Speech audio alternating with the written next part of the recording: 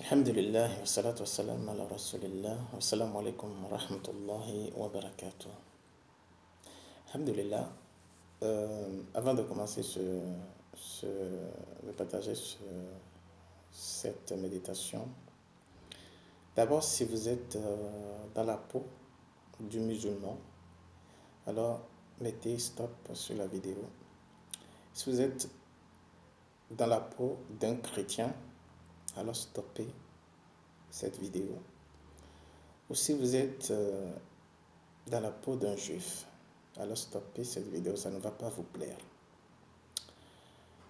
Mais si vous êtes quelqu'un qui aime entendre la vérité, venant de son seul baptême, venant de celui qu'il traite d'inférieur, alors c'est à vous que je m'adresse. Assalamu alaikum wa rahmatullahi wa barakatuh. Alors je viens de partager un message circulaire là, dans lequel j'ai écrit ceci, je le lis. Il y a ceux qui prient pour ne pas aller en enfer. Ce sont les fabrications des prédicateurs radicaux et archaïques à emprisonner si j'avais le pouvoir. Ils font plus du mal à la communauté que du bien et sont en réalité des agents du diable qui ont infiltré le plus haut sphère de la religion. Car le projet ferme du diable est de nous empêcher de connaître l'amour d'Allah en passant par le blocage de l'amour entre nous à tous les niveaux, dont le plus sacré est le mariage, bien sûr, comme le prophète sallallahu alayhi wa sallam, il a dit, la moitié de la religion, c'est le mariage. Donc vous allez comprendre le sens du hadith où le diable, il honore les démons qui empêchent le mariage ou qui séparent un couple. Et vous allez ressentir, lorsque vous aimez votre femme ou bien votre mari et qu'il y a l'amour, mashallah, c'est comme si vous êtes, tout vous suffit en fait. Même votre misère, ça vous suffit, vous êtes tranquille, vous comprenez? Donc c'est cette sensation-là qui est derrière l'amour. D'accord? Alors, imaginez une seconde de l'amour qu'on éprouve, qu'on devrait éprouver pour Dieu. Imaginez.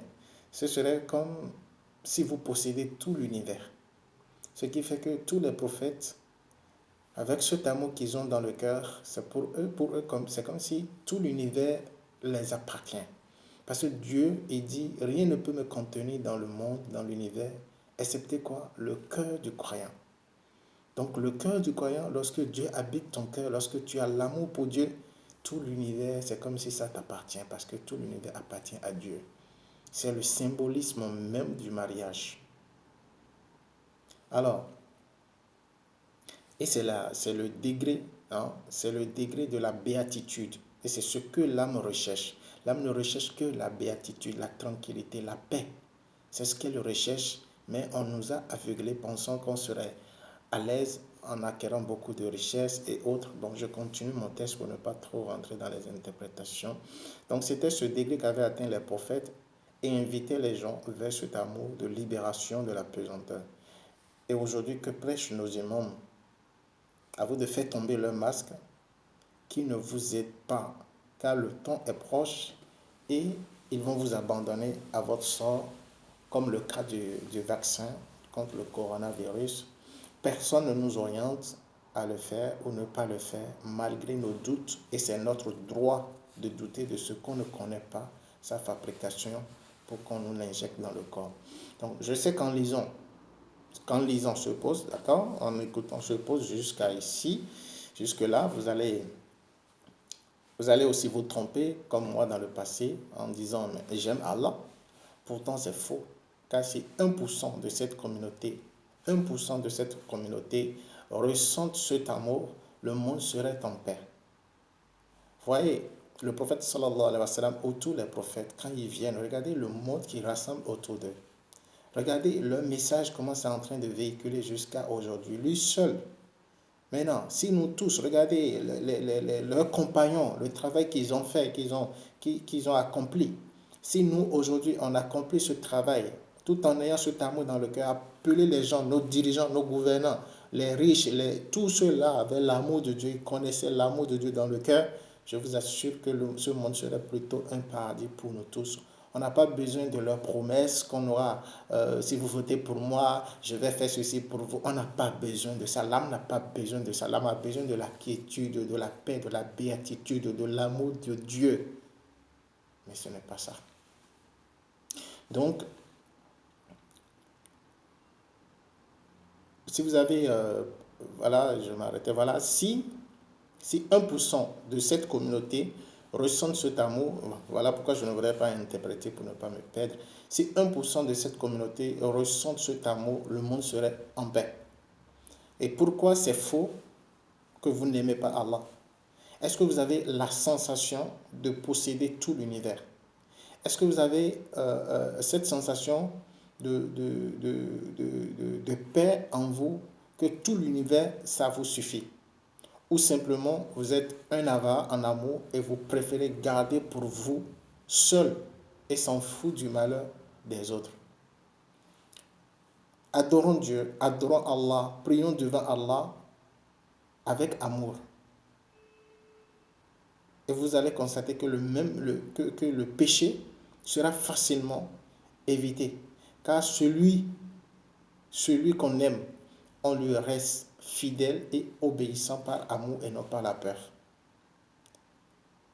Quand vous aimez quelqu'un, n'est-ce pas, quand vous aimez votre femme, par obéissant, par fidélité, vous n'allez pas pécher, aller tomber dans la fornication, ou en tout cas l'infidélité et tout ça, ou bien la trahir, et vice-versa.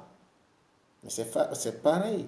Lorsqu'on fait cette expérience, ça nous amène facilement, quand nous aimons Dieu, à fuir le péché parce que Dieu n'aime pas ça. Donc, en fait, faisons cette comparaison dans ces deux sens-là. Donc, adorons Allah avec amour et que même le péché sera facilement évité. Car celui qu'on aime, on lui reste fidèle et obéissant par amour et non pas par la peur. Donc, à méditer et envoyer à vos imams déguisés, prédicateurs, attributeurs d'enfer et de châtiment, et qui se sont malheureusement attribués le titre du juge de l'enfer. Allah est amour, et il ne nous a pas créés pour être châtiés sans connaître d'abord son amour. Le châtiment, c'est pour ceux qui nient sa divinité, ceux qui sont conscients et nient sa divinité, et le haïssent comme le diable haïsse, et se prosterner devant autre que lui. Donc maintenant que nous avons cru, nous sommes des musulmans, nous sommes des croyants, nous devons prêcher son amour. Nous devons découvrir, faire tout possible pour garder, pour connaître son amour et prêcher son amour et inviter les gens vers son amour. C'était la prêche des prophètes. C'était la prédication des prophètes. Mais ce n'est pas ça. Alors, si tout est même dit dans la sourate Fatiha, si vous prenez le dernier verset, et guide-nous sur le droit chemin, non pas de ceux qui ont encouru ta colère, ni des égarés. Je vais donner une interprétation selon mon sens à moi, et ça ne regarde que moi. Alors, qui sont ceux qui ont encouru ta colère? Vous savez tous, ce sont les Juifs. D'accord? Alors, qui sont les égarés? Ce sont qui? Les chrétiens. Et sur quoi les deux se rejoignent à la fin de ce verset? Pour comprendre la fin de ce verset, nous allons prendre le Coran Baqarah, verset 94 à 95, où il est dit, Dieu s'adresse aux Juifs en disant au prophète Mohammed, dit, si vous pensez que vous aimez Dieu et que l'au-delà, le paradis, c'est pour vous seul, à l'exclusion des autres, alors souhaitez-vous la mort. Souhaitez-vous la mort, mais ils ne le souhaiteront jamais. À cause de quoi? À cause des péchés qu'ils ont accomplis avec leurs mains. Qu'est-ce que Dieu est en train de nous dire par là? Parce que quand vous aimez Dieu, vous ne devez pas commettre le péché. Si vous aimez Dieu, vous ne pouvez pas commettre le péché. Vous allez rester fidèle. Alors Dieu les met en défi, puisque c'est à ça qu'on les a appelés, d'aimer Dieu, de prêcher Dieu pour tout le monde. Mais ils ont gardé ça pour eux seuls. Et puis ils sont tombés dans la transgression parce qu'ils n'aimaient pas Dieu. Donc ils encourent sa colère, malgré que Dieu les pardonne, Dieu les appelle, revenez, je vous aime, je vous ai préféré. Mais ils n'ont pas saisi le sens. Donc, ils ont perdu cet amour. Ça, c'est le point numéro 1. Maintenant, le numéro 2, où Dieu dit les égarés, d'accord? C'est-à-dire les chrétiens. Et quand on parle des chrétiens, je vous en prie, comme je vous ai dit, cette vidéo, ça ne vous concerne pas. Si vous allez rester dans la peau de chrétien, ça ne vous concerne pas. Les égarés parce que, qu'est-ce qui s'est passé? Vous savez, moi, ma conversion à l'islam au début, j'ai eu cette difficulté de me détacher de l'amour que j'ai pour Jésus. C'était un combat pour moi de me détacher de l'amour que j'avais pour Jésus. Mais aujourd'hui, j'ai compris le sens de comment on avait été égaré. On était égaré. Égaré parce que si vous prenez la Bible, vous prenez par exemple les évangiles, hein, vous lisez tous les évangiles, mais vous allez aimer Jésus. Pourquoi vous allez aimer Jésus? Parce que ils ont attribué le pronom personnel je à l'image de Jésus, à la personnalité de Jésus. Donc pour éviter ça, vous prenez le verset même que je viens de lire, le Coran 2, verset 94-95, Dieu dit, dis, cool, dis. Là, en ce moment, on est en train de comprendre que c'est Dieu qui est en train de nous adresser la parole. Mais quand vous prenez la parole, vous prenez l'évangile, c'est comme si c'est Jésus qui est en train de parler, c'est comme si c'est Jésus qui est en train de le faire. Non, mais c'est pas lui, c'est l'Esprit qui est en lui qui est en train de parler. Et ceux qui l'écoutaient à l'époque ont compris que c'est Dieu qui est en lui qui est en train de parler. C'était un réceptacle de Dieu, Jésus, c'était le Verbe de Dieu. Donc c'était normal que Jésus employait le je. Mais les gens n'ont pas compris. Donc sur ça, ils ont été égarés par rapport de voir Dieu en Jésus plutôt que de voir Jésus comme Dieu. Donc ils sont égarés par rapport à l'amour de Dieu. Donc ils ont commencé, au lieu d'attribuer l'amour à Dieu, ils attribuent l'amour à la personnalité de Jésus.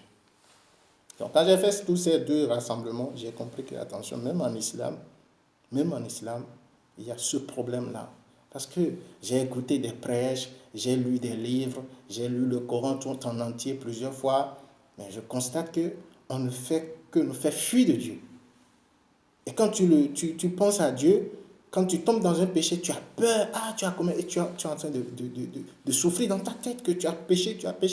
Mais Dieu, il dit, si vous ne péchez pas, je vais créer d'autres créatures qui vont pécher, qui vont me demander de lui pardonner, et je vais les pardonner. C'est Dieu qui dit ça. Vous comprenez là?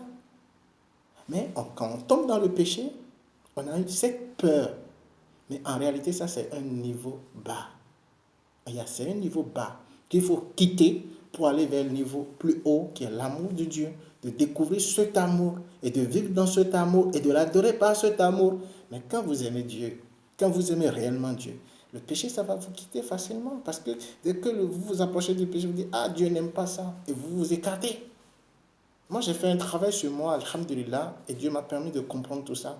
Et je ne garde pas pour moi, et je partage avec vous. Donc, si vous avez compris, en restant dans la peau de celui qui écoute la vérité, pas dans la peau d'un imam, pas dans la peau d'un chrétien, pas dans la peau d'un juif, pas dans la peau d'un musulman, alors que la paix soit avec vous.